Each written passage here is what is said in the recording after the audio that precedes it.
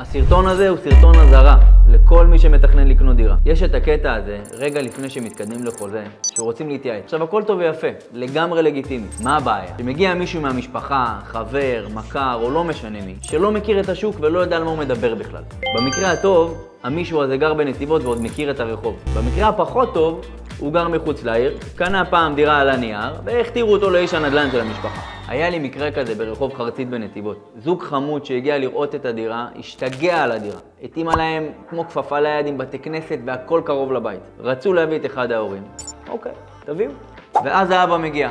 לא מכיר את האזור, לא את האוכלוסייה, לא את העסקאות האחרונות. פשוט החליט שלדעתו הדירה לא שווה את המחיר שלה. בסוף מה שקרה, אחרי כמה חודשים, אותו זוג כן קנה את הדירה, אבל בתוספת של 50,000 שקלים.